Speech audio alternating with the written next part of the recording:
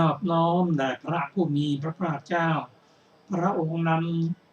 ซึ่งเป็นผู้ไกลจากกิเลสตรัสรู้ชอบได้โดยพระองค์เอง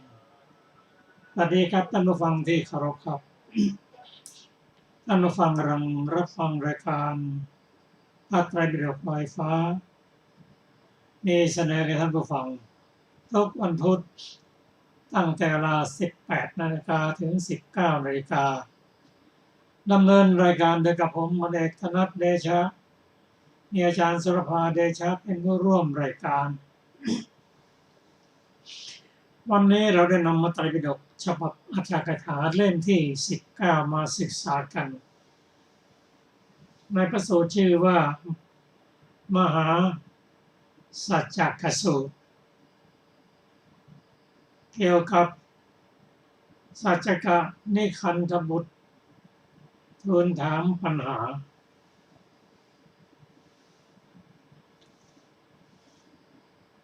ก็สัจจกนิคันธบุตรนั้นเป็นสาวกของนิครณัตถบุตรซึ่งสมัยนั้นมีครู6 คนที่มหาชนเชื่อว่าเป็นศาสดาผู้มีความรู้มีบุคคลนับถือมากอันได้แก่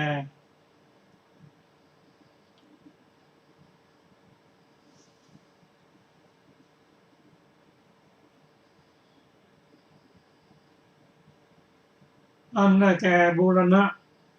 กัสสปะมัคคลิโคสารอาชิตะเกสกัมพลปกุทะกัจจายนะท่านสัญชัยนิรัตบุตรและท่านนิครณัตถบุตรพระท่านสัญชัยนั้นก็เป็นครูของท่านสารีบุตรและท่านมหาโมคคัลลานะครั้งที่ยังไม่ได้บวช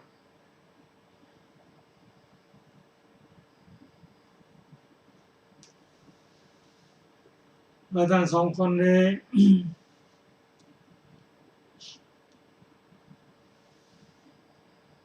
สำหรับนิครณัตถบุตรนั้นก็มีลูกศิษย์ลูกหามากมายคำสอนของนิครณัตถบุตรนั้น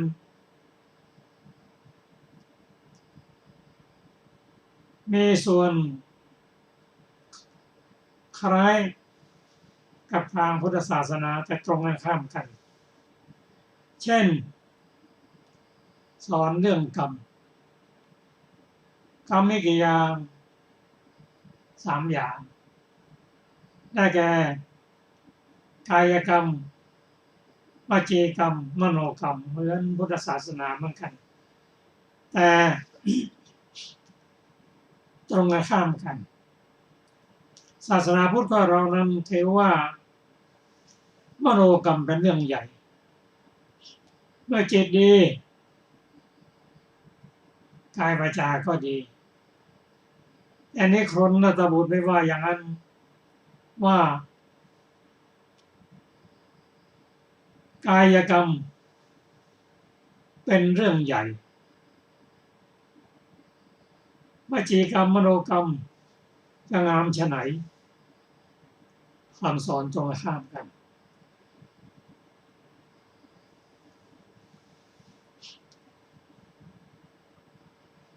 ส่วนสัจจานิครณนั้นมีความเชื่อว่ากายมีความสำคัญมากกว่าจิต อย่างไรก็ตามก็เป็นที่ยอมรับนับถือกันในสมัยนั้น โดยเฉพาะสัจกะนิคันธบุตรนั้นก็เป็นบุตรคนที่ห้าของบิดามารดาซึ่งเป็นนิครนเช่นเดียวกัน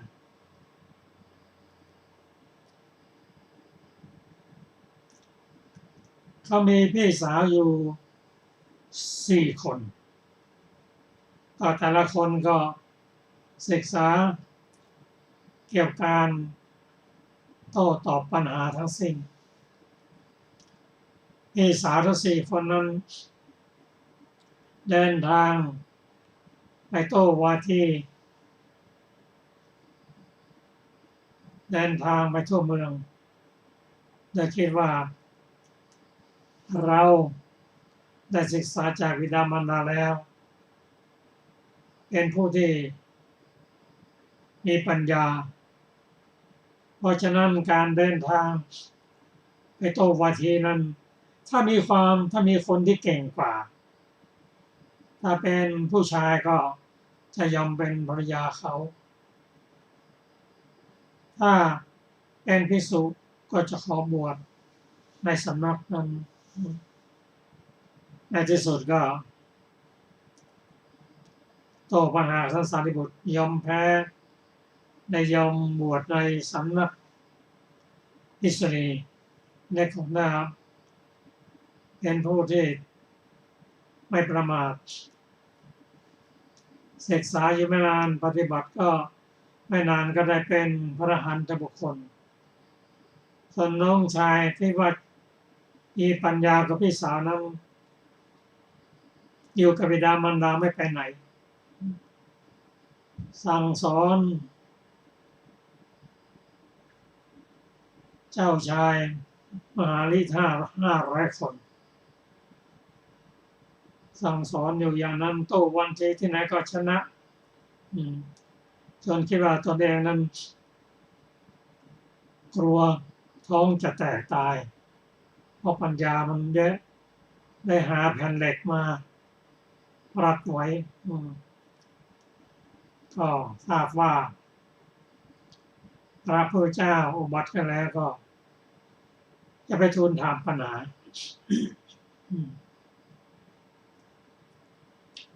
แต่ก่อนจะ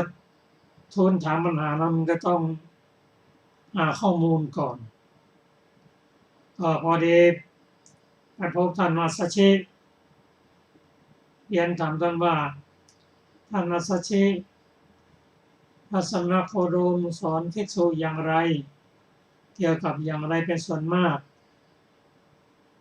ทั้งที่รู้ว่าท่านมัสชินั้นเป็นพระอรหันต์เป็นอาจารย์ของท่านพระสารีบุตรซึ่งท่านมัสชิตอบว่าพระสมณโคดมมีปกติสอนว่ารูปไม่เที่ยงเวทนาไม่เที่ยงสัญญาไม่เที่ยงสังขารไม่เที่ยงวิญญาณไม่เที่ยงธรรมทั้งหลายไม่ใช่ตัวไม่ใช่ตนพอได้ข้อมูลแล้วก็เข้าไปทูลถามปัญหากับพระพุทธเจ้าซึ่งในที่สุดก็ไม่สามารถที่จะตอบปัญหาของพระพุทธเจ้าได้ซึ่งตัวเองยกตัวอย่างว่ารูปเวทนาสัญญาสังขารนั้นเป็นตัวเป็นตนเที่ยงเป็นต้นยกตัวอย่างว่าเหมือนมนุษย์ยืนอยู่บนแผ่นดินจะทำกิจกรรมต่างๆก็ต้องอาศัยร่างกายแขนขานั้นเป็นตัวเป็นตนในที่สุดโรงแก้ปัญหาว่าถ้าอย่างนั้นพระมหากษัตริย์ที่ได้รับการแต่งตั้งโดยสมบูรณ์แล้วสามารถจะ ลงโทษใครได้ไหมได้จะกักขังได้ไหมได้ขับไล่ออกจากประเทศได้ยอมรับแม้ที่สุดถ้าทำผิดมากพระองค์จะประหารได้ไหมบอกได้ก็ไหนว่าเป็นตัวเป็นตนก็ยอมแพ้จะไม่ยอมแพ้อย่างเดียวยังน่าอายด้วยเพราะว่าได้เชิญเจ้ามหาฤทธิ์ทั้ง500นำมาเป็นพยานคิดว่าจะมาโต้ตอบพระพุทธเจ้าจะล่าพระพุทธองค์ไปทางซ้ายทางขวาด้วยวาทะแต่เมื่อแพ้ซะแล้วก็เขินอายวันนี้มาใหม่จะมาโต้กับพระพุทธเจ้ามาคนเดียวมาหลายคนก็แพ้แล้วก็อายมาคนเดียวเราแพ้แล้วไม่น่าอายเหมือนกับโฟนในที่มืดนะไม่มีใครเห็นว่าอย่างนั้นก็เดินทางพระพุทธเจ้ายังใช้หลักการว่า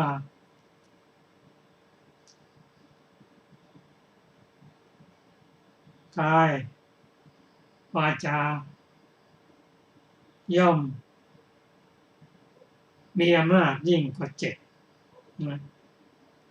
ส่วนรายละเอียดจะเป็นอย่างไรนั้นขอเชิญอาจารย์สุรภาสวัสดีค่ะท่านผู้ฟังทุกท่านมหาสัจจกสูตรสัจจกคันธทูลถามปัญหาข้าพเจ้าได้สดับมาแล้วอย่างนี้สมัยหนึ่งพระผู้มีพระภาคเจ้า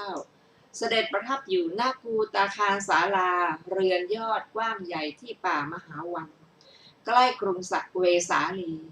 ก็แลสมัยนั้นตอนเช้าพระผู้มีพระภาคเจ้าทรงนุ่งสบงทรงบาทและจีวรมีพระพุทธประสงค์จะเสด็จเข้าไปทรงบาทณกรุงเวสาลีครั้งนั้นแลสัจจกคันธบุตรเมื่อเดินเที่ยวไปมาอยู่ได้เข้าไปยังป่ามหาวันถึงกูตาคารศาลาพระอานนท์ได้เห็นสัจจกนิคันธบุตรกำลังมาแต่ไกลก่อนครั้นเห็นแล้วจึงได้ทูล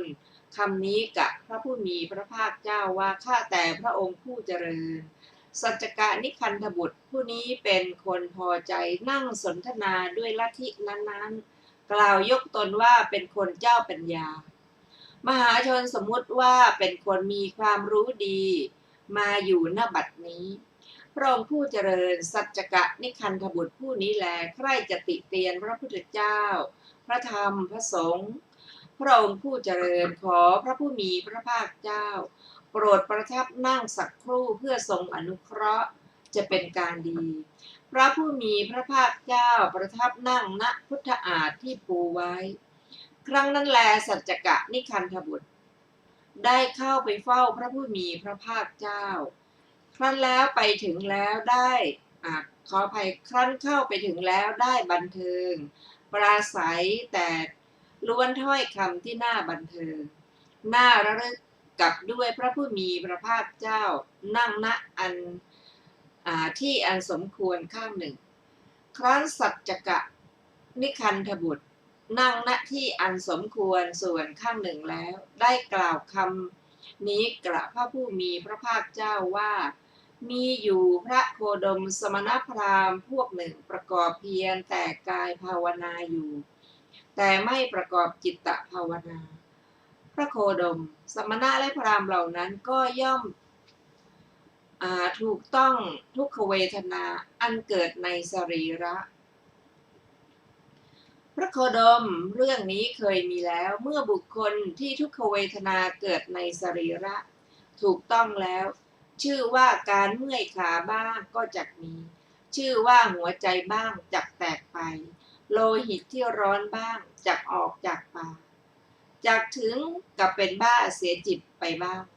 พระโคดมจิตนี้ย่อมเนื่องด้วยกายเป็นไปด้วยอำนาจของกายของบุคคลนั้นแลข้อนั้นเพราะอะไรเพราะยังไม่ได้อบรมมีอยู่พระโคดมส่วนว่าสมณะและพราหมณ์พวกหนึ่งประกอบความเพียรทางจิตตภาวนาอยู่แต่ไม่ประกอบกายภาวนาพระโคดมสมณะและพราหมณ์เหล่านั้น ก็ย่อมถูกต้องถูกทุกขเวทนาทางจิตและเจตสิกพระโคดมเรื่องนี้เคยมีมาแล้วเมื่อบุคคลที่ทุกขเวทนาเป็นไปในจิตถูกต้องแล้วชื่อว่าการเมื่อยขาจักมี ชื่อว่าหัวใจบ้างจักแตกไปโลหิตที่ร้อนบ้างจักออกจากปากจักถึงกะเป็นบ้าเสียจิตไปบ้างพระโคดมกายนี้เนื่องด้วยจิตเป็นไปด้วยอำนาจของจิตของบุคคลนั้นแหละข้อนั้นเพราะเหตุอะไรเพราะกายยังไม่ได้อบรมพระโคดมความสำคัญของข้าพเจ้านั้นมีอยู่อย่างนี้ว่าเราสาวกของพระโคดมคงจะประกอบเพียรแต่จิตภาวนาอยู่ไม่ประกอบกายภาวนาอย่างแน่นอนพระผู้มีพระภาคเจ้าตรัสว่าก็กายวาทนากายภาวนาท่านได้ฟังมาแล้วว่ากระไร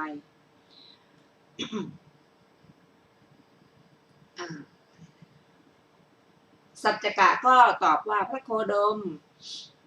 ก็ท่านผู้มีชื่อเหล่านี้คือชื่อนันทะเป็นวัชโคตชื่อกีสะเป็นสังกิจจโคตชื่อมัคคลิเกิดในโรงโคหนึ่งล้วนถือเพศเปลือยไร้มารยาทเลียมือไม่รับภัตตาหารที่บุคคลร้องว่ามานี่เจ้าข้าหยุดก่อนเจ้าข้าไม่รับภัตตาหารที่บุคคลตรงเข้ามาให้ที่บุคคลเจาะจงให้ที่บุคคลนิมนต์ท่านเหล่านั้นไม่รับภัตตาหารแต่ปากหม้อแต่ก้นกระทะที่ยืนคร่อมประตูให้ที่ยืนคร่อมท่อนไม้ให้ที่ยืนคร่อมสากให้เมื่อชนทั้งสองกำลังบริโภคอยู่ของหญิงมีครรภ์ของแม่ลูกอ่อนกำลังให้ลูกดื่มน้ำนมอยู่ของหญิงไปสู่ชายชู้แล้วไม่รับภัตตาหารทั้งหลายที่เรี่ยไรไม่รับภัตตาหารในที่สุนัขมีสุนัขปรากฏในที่แมลงวันตอมเป็นหมูไม่รับปลาเนื้อไม่ดื่มสุราเมรัยน้ำเจือด้วยแกลบหรือน้ำปุคือท่านเหล่านั้นรับเรือนเดียวบริโภคคำเดียวบ้าง รับ2 เรือนบริโภค2 คำบ้างและอื่นๆรับ7 เรือนบริโภค7 คำบ้างยังชีวิตให้เป็นไปด้วยถาดใบเดียวบ้างด้วยถาด2 ใบบ้างและอื่นๆ7 ใบบ้างนำอาหารมาวัน1บ้าง2 วันบ้างและอื่นๆถึง7 วันบ้างท่านประกอบความเพียรด้วยการบริโภคตามวาระซึ่งการประมาณกึ่งเดือนบ้างอยู่ด้วยประการดังนี้พระผู้มีพระภาคเจ้าอาคิเวสนะก็ท่านเหล่านั้นยังชีวิตให้เป็นไปด้วยการบริโภคภัตตาหารเพียงเท่านั้นหรือสัจจกะตอบว่าข้อนี้หาไม่ได้เลยพระโคดมบางคราวท่านก็ขบฉันของควรขบฉันที่ประณีตประณีตฉันโภชนะที่ประณีตประณีตลิ้มของลิ้มที่ประณีตประณีตดื่มน้ำควรดื่มที่ประณีตประณีตท่านเหล่านั้นชื่อว่ายังกายนี้ให้ถือเอากำลังชื่อว่าให้เติบโตให้เกิดไขมันพระผู้มีพระภาคเจ้าตรัสว่าอาคิเวสนะท่านเหล่านั้นละการทำสิ่งที่ยากมีในก่อนเสียแล้วทำให้อิ่มหนำสำราญในภายหลังความเจริญและความเสื่อมย่อมมีแก่กายนี้อย่างนี้หัวข้อว่าด้วยกายภาวนาและจิตตภาวนาอาคิเวสนะก็จิตตภาวนาท่านได้ฟังมาแล้วว่ากระไรเล่าสัจจกะนิคันธบุตรอันพระผู้มีพระภาคเจ้าทรงถามในจิตตภาวนาแล้วไม่สามารถจะกราบทูลได้ลำดับนั้นพระผู้มีพระภาคเจ้าได้ตรัสพุทธพจน์นี้กับสัจจกะนิคันธบุตรว่าอาคิเวสนะถึงกายภาวนาใดมีอยู่แต่ก่อนที่ท่านได้เจริญแล้วแม้กายภาวนานั้นไม่เป็นธรรมในอริยวินัยอาคิเวสนะแม้แต่กายภาวนาท่านยังไม่รู้เสียแล้วไหนท่านจะรู้ไปถึงจิตตภาวนาได้เล่าอาคิเวสนะก็แต่ว่าอย่างไรจะไม่ใช่เป็นผู้มีกายอันเจริญแล้วก็ดีจะไม่ใช่กายผู้มีจิตอันเจริญแล้วก็ดีจะเป็นผู้มีกายอันเจริญแล้วก็ดี จะเป็นผู้มีจิตอันเจริญแล้วก็ดี ท่านจงฟังอย่างนั้นทำใจทำไว้ในใจให้สำเร็จประโยชน์เราจะกล่าวให้ฟังสัจจกานิคันธบุตรยอมรับต่อพระผู้มีพระภาคเจ้าว่าอย่างนั้นแลพระองค์พระผู้มีพระภาคเจ้าได้ตรัสพุทธพจน์นี้ว่าอคิเวสนะอย่างไรจะเป็นผู้ชื่อว่าไม่ใช่ผู้มีกายอันเจริญแล้วด้วยจะไม่ใช่ผู้ขอไปจะไม่ใช่เป็นผู้ชื่อว่าผู้มีจิตอันเจริญแล้วด้วยอคิเวสนะเมื่อปุถุชนณโลกนี้ไม่ใช่เป็นผู้สดับแล้วสุขเวทนาเกิดขึ้นเขาเป็นผู้ถูกสุขเวทนาถูกต้องย่อมเป็นผู้มีความกำหนัดต่อสุขเวทนาและถึงความเป็นผู้มีความกำหนัดต่อสุขเวทนาด้วยสุขเวทนานั้นของเขาดับไปเพราะสุขเวทนาดับไปทุกขเวทนาย่อมเกิดขึ้นเขาเป็นผู้ถูกทุกขเวทนาถูกต้องย่อมเศร้าใจลำบากร่ำไรคร่ำครวญทุกอกถึงความหลงไหลไปสุขเวทนานั้นแม้เกิดขึ้นแล้วแก่เขาก็ครอบงำจิตตั้งอยู่เพราะความที่ภายในขอไปเพราะความที่ภายเป็นของที่ตนไม่ได้เจริญไว้ทุกขเวทนาแม้เกิดขึ้นแล้วก็ครอบงำจิตตั้งอยู่เพราะความที่จิตเป็นของที่ตนไม่ได้เจริญไว้อคิเวสนะสุขเวทนาแม้เกิดขึ้นแล้วก็ครอบงำจิตตั้งอยู่เพราะความที่กายเป็นของที่ตนไม่ได้เจริญไว้ทุกขเวทนาแม้เกิดขึ้นแล้วก็ครอบงำจิตตั้งอยู่เพราะความที่จิตเป็นของที่ตนไม่ได้เจริญไว้อาคิเวสนะอย่างนี้แลเป็นผู้ชื่อว่าไม่ใช่เป็นผู้มีกายอันเจริญแล้วด้วยไม่ใช่เป็นผู้มีจิตอันเจริญแล้วด้วยอาคิเวสนะก็อย่างไรเล่าชื่อว่าเป็นผู้มีกายอันเจริญแล้วด้วยชื่อว่าเป็นผู้มีจิตอันเจริญแล้วด้วยอาคิเวสนะเมื่ออริยสาวกผู้ได้สดับแล้วในธรรมวินัยนี้สุขเวทนาเกิดขึ้นเธอถูกสุขเวทนาถูกต้องมิได้เป็นผู้มีความกำหนัดสุขเวทนามิได้ถึงความเป็นผู้มีความกำหนัดสุขเวทนาสุขเวทนาของเธอนั้นดับไปเพราะสุขเวทนาดับไปทุกขเวทนาย่อมเกิดขึ้นเธอถูกทุกขเวทนาถูกต้องไม่เศร้าใจไม่ลำบากไม่ร่ำไรไม่คร่ำครวญทุกอกไม่ถึงความหลงไหลไปอาคิเวสนะสุขเวทนานั้นแม้เกิดขึ้นแล้วแก่เธอก็ไม่ครอบงำจิตตั้งอยู่ได้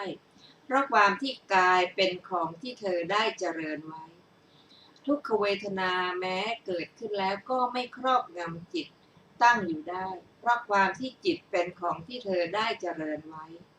อาคิเวสนะสุขเวทนาแม้เกิดขึ้นแล้วเป็นสองฝ่ายแก่ใครๆอย่างนี้ก็ไม่ครอบงำจิตตั้งอยู่ได้เพราะความที่กายเป็นของที่ตนได้เจริญไว้ทุกขเวทนาแม้เกิดขึ้นแล้วก็ไม่ครอบงำตั้งอยู่ได้เพราะความที่จิตเป็นของที่ตนได้เจริญอาคิเวสนะอย่างนี้แลชื่อว่าเป็นผู้มีกายอันเจริญแล้วด้วยชื่อว่าเป็นผู้มีจิตอันเจริญแล้วด้วยสัจจกะข้าพเจ้าได้เลื่อมใสต่อพระโคดมอย่างนี้ว่าอันที่จริงพระโคดมได้เป็นผู้มีกายอันเจริญแล้วด้วยเป็นผู้มีจิตอันเจริญแล้วด้วยหัวข้อทรงชี้แจงเรื่องเวทนาพระผู้มีพระภาคเจ้าตรัสว่าอาคิเวสนะวาจานี้ท่านนำเข้ามาพูดกระทบอย่างแน่แท้ก็แต่ว่าเราจักพยากรณ์แก่ท่านอาคิเวสนะเมื่อใดแลเราได้ปลงผมแลหนวดครองกาสาวพัสออกจากเรือนบวชสุขเวทนาที่เกิดขึ้นแล้วจักครอบงำจิตของเราตั้งอยู่หรือทุกขเวทนาที่เกิดขึ้นแล้วจักครอบงำจิตของเราอยู่หนอดังนี้นี่มิใช่ฐานะอันจะมีได้สัจจกะ สุขเวทนาเห็นปานใดที่เกิดขึ้นแล้วพึงครอบงำจิตตั้งอยู่สุขเวทนาเห็นปานนั้นจะไม่เกิดขึ้นแก่พระโคดมเลยเป็นแน่ทุกขเวทนาเห็นปานใดที่เกิดขึ้นแล้วพึงครอบงำจิตตั้งอยู่ทุกขเวทนาเห็นปานนั้นจะไม่บังเกิดขึ้นแก่พระโคดมเลยเป็นแน่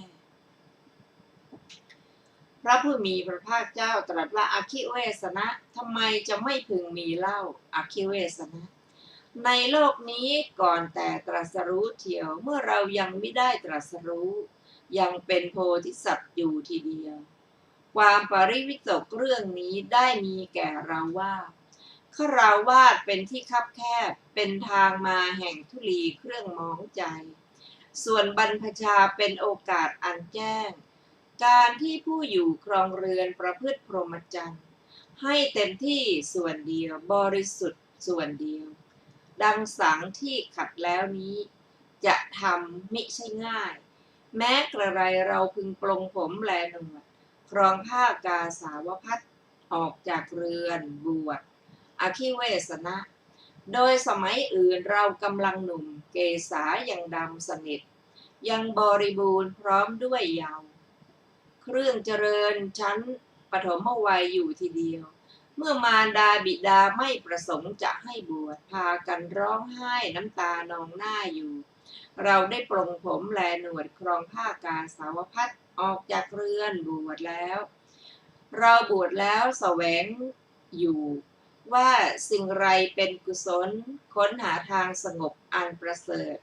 ที่ไม่มีสิ่งไรยิ่งกว่าคือพระนิพพานได้เข้าไปหาอาราลดาบทกาลามโคตจึงได้กล่าวข้อประสงค์อันนี้กับอาราลดาบทกาลามโคตว่าท่านกาลามะเราปรารถนาประพฤติพรหมจรรย์ในธรรมวินัยนี้ด้วยอคิเวสนะครั้นเรากล่าวอย่างนั้นแล้วอาราลดาบทกาลามโคตได้กล่าวตอบเราว่าเชิญอยู่เถิดท่านถ้าเป็นบุรุษผู้รู้แจ้งธรรมนี้เป็นเช่นท่านไม่ช้าเลยพึงทำให้แจ้งด้วยปัญญาอันยิ่งของตนเข้าไปหาอาจารย์ของตนแล้วแลอยู่ได้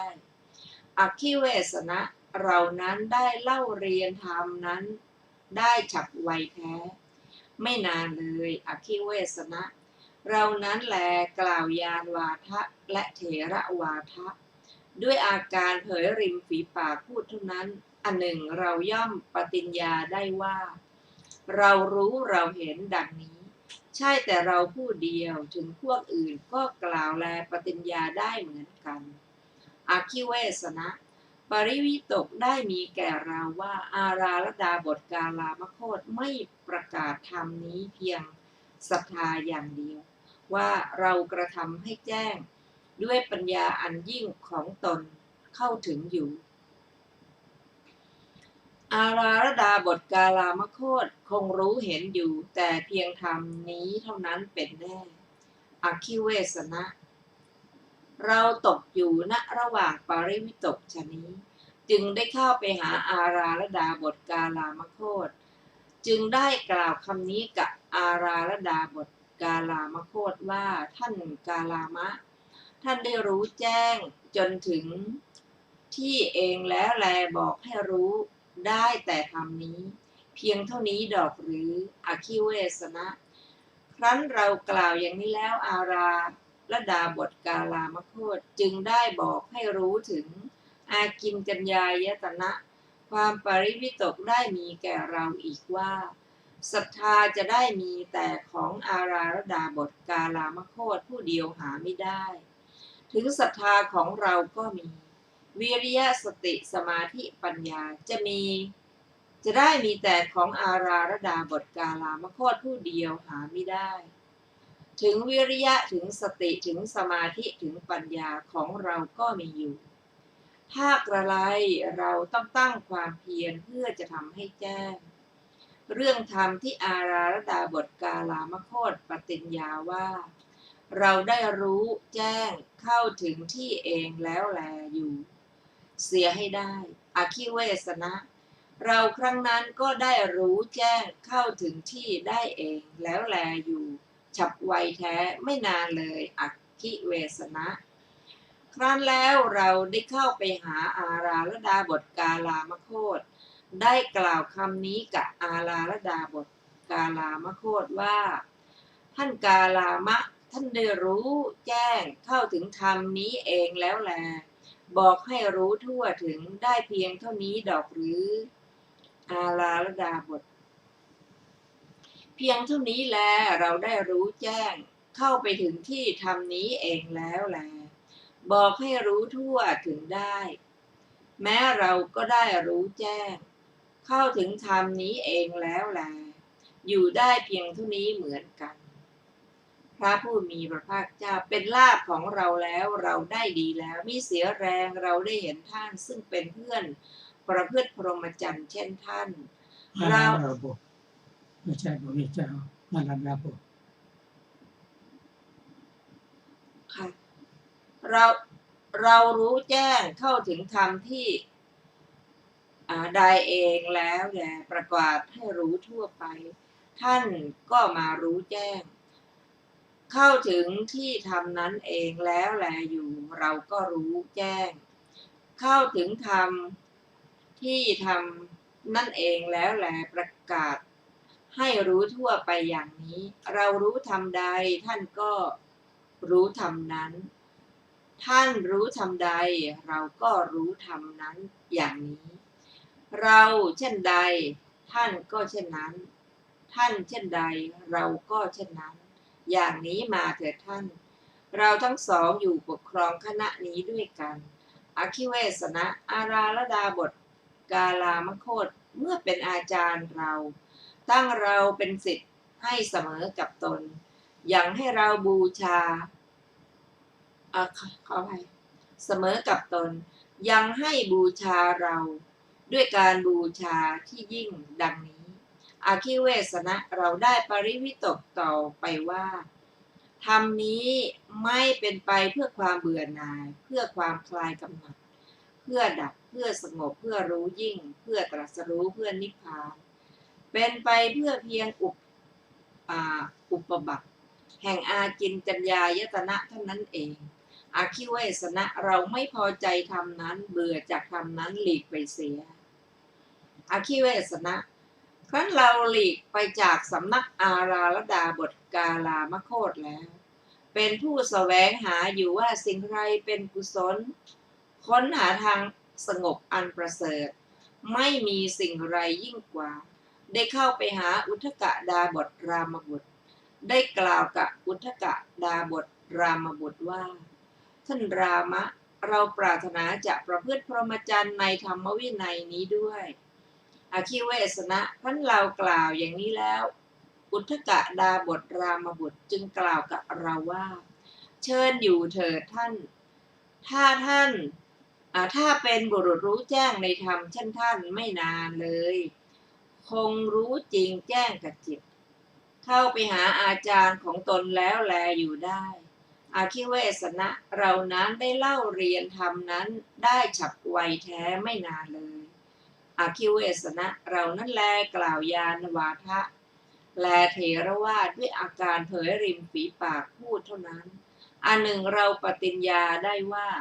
เรารู้เราเห็นดังนี้ใช่แต่เราผู้เดียวถึงพวกอื่นก็กล่าวแลปฏิญญาได้เหมือนกันอคิเวสนะความปริวิตกได้มีแก่เราว่าอุทกดาบทรามบุตรไม่ประกาศธรรมนี้เพียงศรัทธาว่าเรารู้แจ้งเข้าถึงที่เองแล้วแลอยู่อุทกดาบทรามบุตรคงรู้เห็นอยู่แต่เพียงธรรมนี้เท่านั้นเป็นแน่อคิเวสนะเราจึงได้เข้าไปหาอุทกดาบทรามบุตรได้กล่าวคำนี้กับอุทกดาบทรามบุตรว่าท่านรามะท่านได้รู้แจ้งเข้าถึงที่เองแล้วแลบอกให้รู้ได้แต่ทำนี้เพียงเท่านี้ดอกหรืออคิเวสนะครั้นเรากล่าวอย่างนี้แล้วอุทกดาบทรามบุตรจึงได้บอกถึงเนวสัญญานาสัญญายตนะอคิเวสนะท่านเรารู้ดังนั้นจึงเกิดปริวิตกอีกว่า ศรัทธาจะได้มีแต่ของท่านรามะผู้เดียวก็หาไม่ถึงศรัทธาของเราก็มีวิริยะสติสมาธิปัญญาจะได้มีแต่ของท่านรามะผู้เดียวก็หาไม่ถึงวิริยะถึงสติถึงสมาธิถึงปัญญาของเราก็มีอยู่ถ้ากระไรเราต้องตั้งความเพียรเพื่อจะการทำให้แจ้งเรื่องธรรมที่ท่านรามะปฏิญญาว่าเรารู้จริงแจ้งกับจิตเข้าถึงที่เองแล้วแลอยู่ดังนี้นั้นเสียให้ได้อคิเวสนะเรานั้นก็ได้รู้จริงแจ้งเข้าถึงธรรมนั้นเองแล้วแลอยู่ฉับไวแท้ไม่นานเลยครั้นแล้วเราได้เข้าไปหาอุทกดาบทรามบุตรได้กล่าวคำนี้กับอุทกดาบทรามบุตรว่าท่านรามะท่านได้รู้แจ้งท่านได้รู้จริงแจ้งกับจิตเข้าถึงที่ธรรมนี้เองแล้วแลประกาศให้รู้ทั่วไปได้เพียงเท่านี้ดอกหรืออุทกดาบทกล่าวว่าเพียงเท่านี้นั่นแลเราได้รู้จริงแจ้งกับจิตเข้าถึงที่ธรรมนี้เองแล้วแลประกาศให้รู้ทั่วไปแม้เราก็ได้รู้จริงแจ้งกับจิตเข้าถึงที่ธรรมนี้เองแล้วแลอยู่ได้เพียงเท่านั้นเหมือนกันพระผู้มีพระภาคเจ้าเป็นลาภของเราแล้วเราได้ดีแล้วมิเสียแรงเราได้เห็นท่านเป็นผู้เพื่อนประพฤติพรหมจรรย์เช่นท่านรามะได้รู้จริงแจ้งกับจิตเข้าถึงธรรมใดเองแล้วแลประกาศให้รู้ทั่วไปท่านก็มารู้จริงแจ้งกับจิตเข้าถึงธรรมใดเองแล้วแลอยู่ท่านรามะก็ได้รู้จริงแจ้งกับจิตเข้าถึงธรรมนั้นเองแล้วแลประกาศให้รู้ทั่วไปอย่างนี้รามะ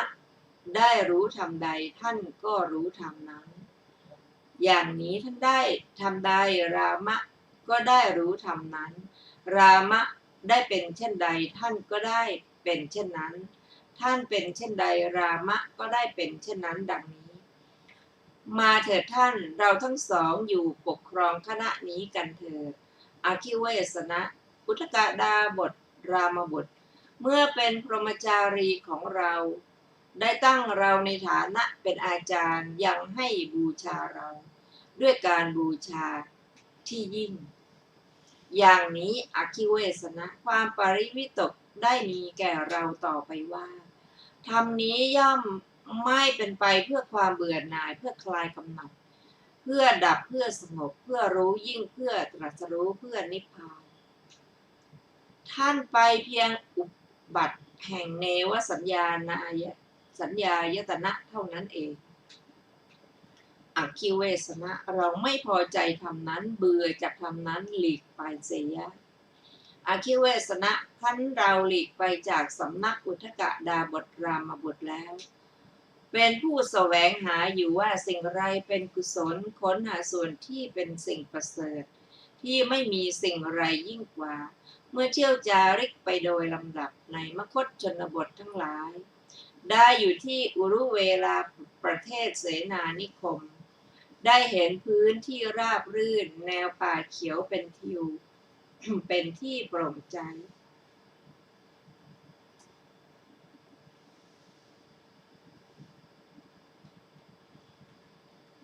แม่น้ำกำลังไหลสีขาวจืดสนิทมีท่าอันดีน่ารื่นรมบ้านโคจรคามตั้งอยู่รอบอคิเวสนะความปริวิตกได้มีแก่เราว่าภูมิประเทศนี้ราบรื่นจริงหนอแนวป่าเขียวเป็นทิวเป็นที่โปร่งใจแม่น้ำกำลังไหลสีขาวจืดสนิทมีท่าอันดีเป็นที่รื่นรมบ้านโคจรคามก็ตั้งอยู่รอบที่อันนี้สมควรเพื่อจะเป็นที่ตั้งความเพียรของกุลบุตรผู้ตั้งความเพียรได้อคิเวสนะเราครั้งนั้นได้หยุดพักอยู่ที่นั้นโดยคิดว่าทีนี้พอแล้วเพื่อจะตั้งความเพียรอุปมา3 ข้อ อคิเวสนะที่ตรงนี้มีเรื่องอุปมา3 ข้อไม่น่าอัศจรรย์เราไม่เคยได้ฟังมาแต่การก่อนได้แจ่มแจ้งกับเราแล้วอคิเวสนะเหมือนหนึ่งว่าไม้สดชุ่มอยู่ด้วยยางบุคคลตัดแช่น้ำไว้ยังบุรุษหนึ่งพึงมาเอาไปทำเป็นไม้สีไฟด้วยคิดว่าเราจักสีไฟให้เกิดทำเตโชธาตุให้ปรากฏดังนี้ฉันใดอักขิเวสนะท่านจะสำคัญความที่ว่านั้นเป็นไฉนบุคคลนั้นเมื่อถือเอาไม้สดชุ่มอยู่ด้วยยางที่บุคคลตัดแช่น้ำไว้โน้นทำเป็นไม้สีไฟสีอยู่จะพึงให้เกิดไฟทำเตโชธาตุให้ปรากฏขึ้นได้บ้างหรือสัจจกะไม่ได้เลยข้อนี้พระโคดมข้อนั้นเพราะเหตุอะไรพระโคดมเพราะว่าโน้นก็เป็นไม้สดชุ่มอยู่ด้วยยางมิหนำแช่น้ำไว้อีกบุรุษนั้นมิใยสีไปก็จะมีแต่ส่วนเหนื่อยกายคับใจเท่านั้นเองพระผู้มีพระภาคเจ้าตรัสว่าอาคิเวสนะอุปมาก็อย่างสมณะหรือพราหมณ์พวกใดพวกหนึ่งเพียงกายก็ยังหลีกออกจากกามคือวัตถุที่น่ารักใคร่ทั้งหลายไปไม่ได้แล้วแลอยู่บรรดากิเลสทั้งหลายอันมีกามเป็นที่ตั้งความพอใจในกามความเยื่อใยในกามความหมกมุ่นในกามความกระหายในกามความกระวนกระวายในกามส่วนใดของสมณะหรือพราหมณ์เหล่านั้นส่วนนั้นยังไม่ได้ละเสียด้วยดียังไม่ได้ระงับเสียด้วยดีณภายในถึงหากว่าท่านสมณะและพราหมณ์เหล่านั้นจะได้เสวยหรือไม่ได้เสวยซึ่งทุกขเวทนาที่กล้าแข็งเผ็ดร้อนอันเกิดเพราะความเพียรก็ดีก็ไม่ควรเพื่อจะให้เกิดญาณทัศนะคือปัญญาตรัสรู้อันยอดเยี่ยมขึ้นไปเลยฉะนั้นอคิเวสนะนี้เป็นอุปมาข้อแรกที่ไม่น่าอัศจรรย์เราไม่เคยได้ฟังมาแต่การก่อนได้แจ่มแจ้งกับเราแล้วอคิเวสนะยังอุปมาอื่นอีกข้อที่2ไม่น่าอัศจรรย์เราไม่เคยได้ฟังมาแต่การก่อนได้แจ่มแจ้งกับเราแล้วอคิเวสนะเหมือนหนึ่งว่าไม้สดชุ่มอยู่ด้วยยางบุคคลตัดไว้บนบกไกลน้ำยังมีบุรุษคนหนึ่งพึงเอาไปทำเป็นไม้สีไฟสีอยู่ด้วยคิดว่าเราจักสีให้เกิดไฟทำเตโชธาตุให้ปรากฏดังนี้ฉันใดอคิเวสนะท่านจะสำคัญความที่ว่านั้นเป็นไฉนบุรุษนั้นเมื่อถือเอาไม้สดชุ่มอยู่ด้วยยางที่บุคคลวางไว้บนบกไกลน้ำโน้นทำเป็นไม้สีไฟสีอยู่ยังจะให้ไฟเกิดปรากฏขึ้นได้บ้างหรือสัจจกะตอบว่าไม่ได้เหมือนกันข้อนี้พระโคดมข้อนั้นเพราะเหตุอะไรพระโคดมเพราะว่าโน้นก็ยังเป็นไม้สดชุ่มอยู่ด้วยยางต่างแต่ที่วาง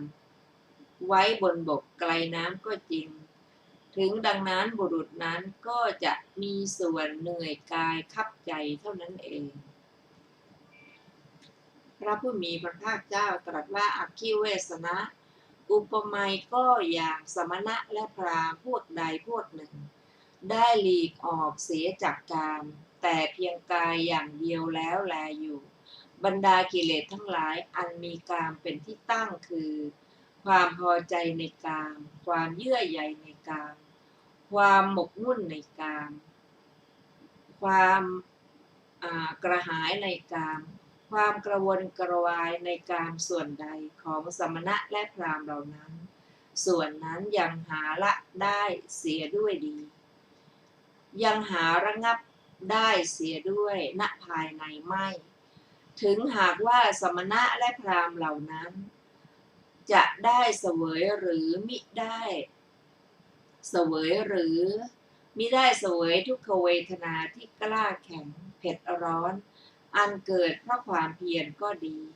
ก็ไม่ควรเพื่อจะให้เกิดญาณทัศนะคือปัญญาตรัสรู้อย่างยอดเยี่ยมขึ้นได้ฉะนั้นอาคิเวสนะนี่เป็นอุปมาข้อที่สองที่ไม่น่าอัศจรรย์เราไม่เคยได้ฟังมาแต่ก่อนได้แจ่มแจ้งกับเราแล้วอาคิเวสนะยังอุปมาอื่นอีกเป็นข้อที่สามไม่น่าอัศจรรย์เราไม่เคยได้ฟังมาแต่การก่อนได้แจ่มแจ้งกับเราแล้วอาคิเวสนะเหมือนหนึ่งว่าไม้แห้งผากบุคคลวางไว้บนบกแต่ไกลน้ำอย่างมีบุรุษคนหนึ่งพึงไปเอามาทำเป็นไม้สีไฟด้วยคิดว่าเราจะสีให้เกิดไฟทำเตโชธาตุให้ปรากฏดังนี้ฉันใดอาคิเวสนะท่านจะสำคัญความที่ว่านั้นเป็นไฉนบุรุษนั้นถือเอาไม้แห้งผากที่วางไว้บนบกไกลแต่น้ำโน้นทำเป็นไม้สีไฟสีอยู่คงจะให้ไฟเกิดทำไฟให้ปรากฏขึ้นมิใช่หรือสัจจกะตอบว่าอย่างนั้นพระโคดม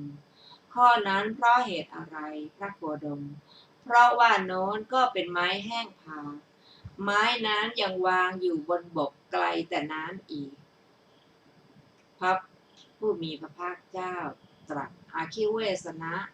อุปมาก็เหมือนสมณะและพราหมณ์พวกใดพวกหนึ่งหลีกออกจากกามทั้งหลายส่วนกายได้แล้วแลอยู่บรรดากิเลสทั้งหลายที่มีกามเป็นที่ตั้งคือความพอใจในกาม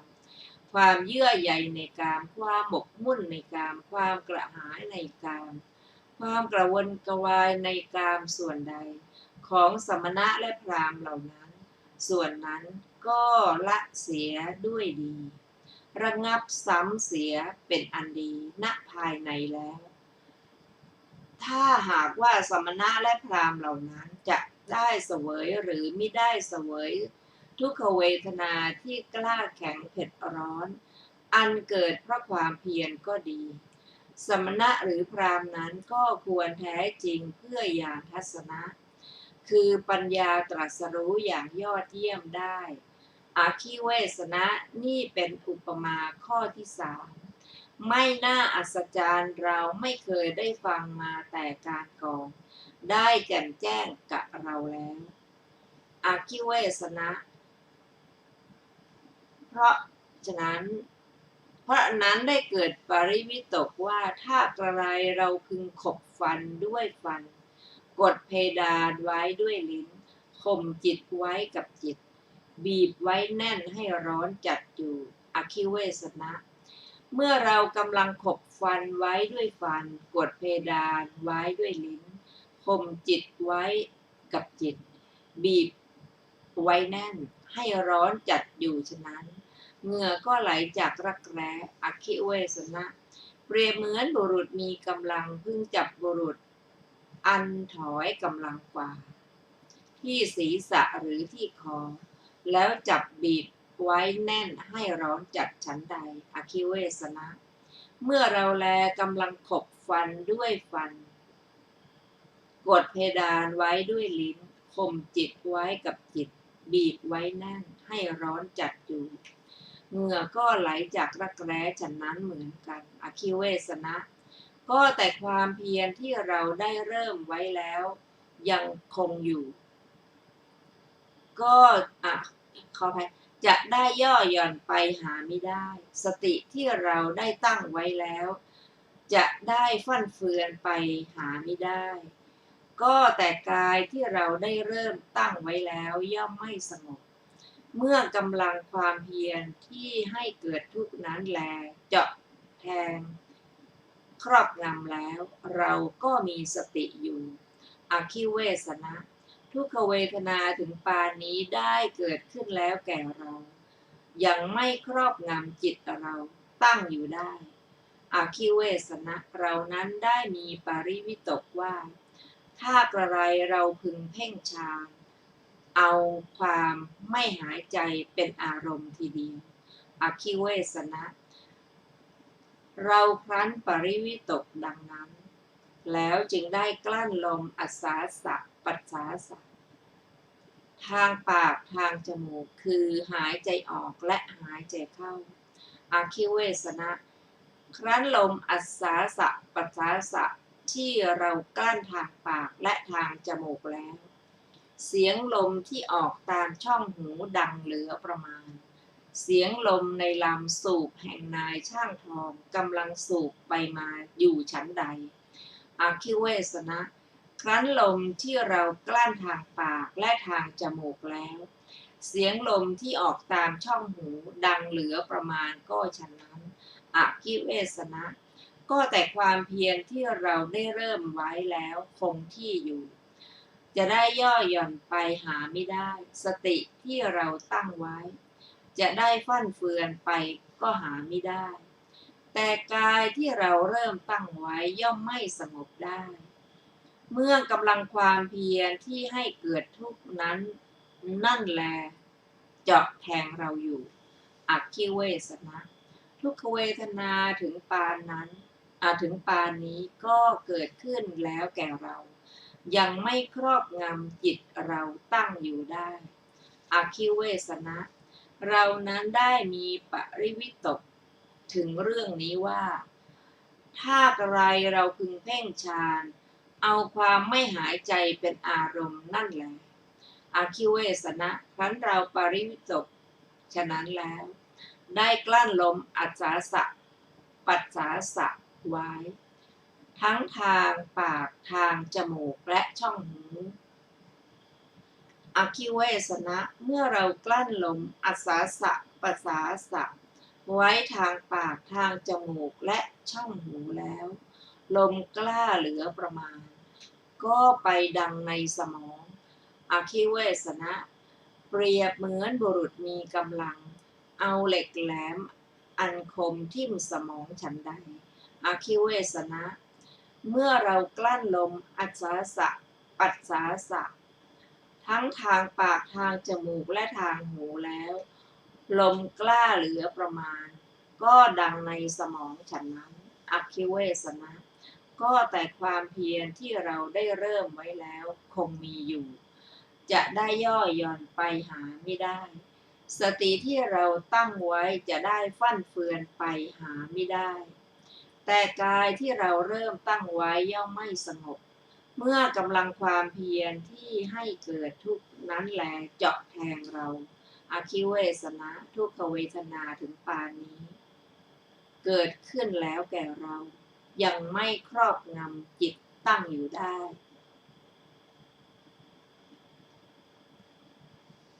ท่านผู้ฟังที่เคารพกับวันนี้รายการพระไตรปิฎกลอยฟ้าก็ได้หมดเวลาลงแล้วเราจะได้มาศึกษาต่อกันอีกนะในหัวข้อความต่างกันในการบำเพ็ญทุกขกิริยาในวันพุธหน้าเวลาเดียวกันนี้ขอขอบพระคุณทุกท่านที่ได้ร่วมศึกษาด้วยกันขอมีความสุขความสวัสดีเจริญในธรรมยิ่งๆค่ะวันนี้สวัสดีค่ะ